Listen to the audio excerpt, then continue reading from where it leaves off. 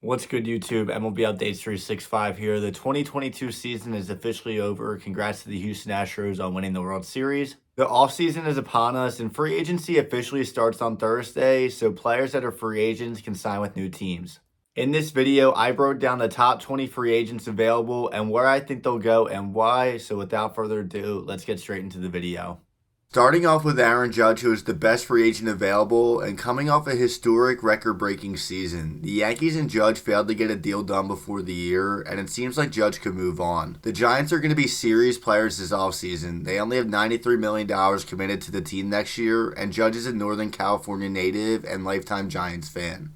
Jacob deGrom is the best pitcher in baseball when healthy, and although his health is a big if, he will have plenty of suitors this offseason. The Atlanta Braves make a lot of sense for me. deGrom grew up a Braves fan, and what better way for them to upgrade their rotation and also take away from their division rival, New York Mets. Carlos Correa opted out after an all-star caliber season with Minnesota and will be looking to cash in on a long-term deal. The Twins likely can't afford his market value, but the Dodgers, who have tons of payroll available and are in need of a shortstop with Trey Turner also set as a free agent, could be a realistic destination. Speaking of Trey Turner, he has stated he wants to play on the East Coast, and the Philadelphia Phillies make too much sense. His wife is best friends with Bryce Harper's wife, and Harper has publicly said Turner was his favorite player he ever played with. Boston's general manager, Shane Bloom, promised to have a better team in 2023 than 2022. If that's the case, they need to pay Xander Bogaerts, who's been the heart and soul of Boston the last several years, and what he's earned. Carlos Rodon is coming off a career season and will get a huge multi-year deal as one of the few elite starting pitchers available. The St. Louis Cardinals were linked to him last offseason and at this year's trade deadline and are in need of a frontline starter, and the fit makes too much sense. Justin Verlander re-signed with Houston last offseason, went on to win the World Series, and will likely win the Cy Young Award. He stated he's loved his time in Houston, and I believe there will be mutual interest in a reunion. The Atlanta Braves have extended every one of their guys outside of Dansby Swanson. They have internal pieces in place like Vaughn Grisham in case he leaves, and my guess is he goes elsewhere. The Cubs prove they will spend money and are in need of a shortstop, and it also helps his wife plays for the Chicago Red Stars of the Nationals Women's Soccer League. Despite entering his 15th season, Clayton Kershaw is still an elite starting pitcher. He spent his entire career in LA, and I don't see him going anywhere else, and expect him to sign another one-year deal to stay with the Dodgers. Wilson Contreras is the best catcher available in the free agent market, and the Cardinals, for the first time in 20 years, are in need of a catcher. Contreras would be a nice addition to the lineup and could be Yadi's successor behind the plate. It was reported the Mets' top two priorities this offseason were re-signing Edwin Diaz and Brandon Nimmo. They re-signed Diaz yesterday, and I believe an extension between the Mets and Nimmo will get done.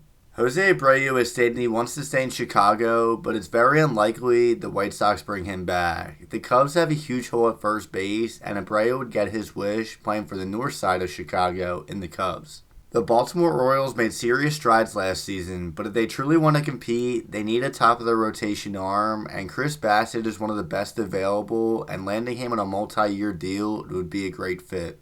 Josh Bell is a switch hitter, and a few years younger than the first baseman available, which is a huge benefit for him. The first base position for Boston was one of the league's worst last year, and he could do some damage in Fenway Park. Anthony Rizzo spent the first year of his career with the San Diego Padres, and they are a team looking to make a deep playoff run and have a hole at first base. Rizzo can address both the needs on the field and off the field, as he is a veteran player loved in the clubhouse. Tyler Anderson had a career year with the Dodgers last season and put himself in a position to earn a nice payday. The Dodgers' current rotation has no depth, and I would assume both sides would be interested in working on an extension. The Texas Rangers desperately need starting pitching. They went out last offseason and signed John Gray, and Nathan Eovaldi could be a potential fit for them and is a Texas native.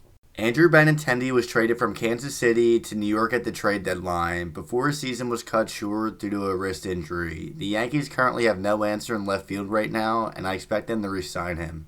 The relief market is very weak this year, and Jansen is the best and most consistent closer available. He led baseball in saves, and after spending last year with the Braves, I think he stays in the NL East and heads south to Miami.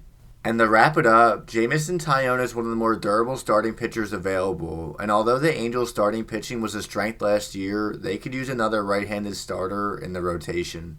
That was just 20 of over 100 plus free agents that will be available this offseason. So if there's a guy on this list you want me to predict where I think they'll go, feel free to leave a comment. And that's going to wrap up the video. Hope you guys enjoyed it. Let me know down below if you agree or disagree with my predictions. Make sure to follow us on Instagram and subscribe to the YouTube channel if you haven't already. Tons of all-season coverage coming, and I can't wait to put it out. Hope you guys have a good rest of your day, though, and I'll see you all in the next video.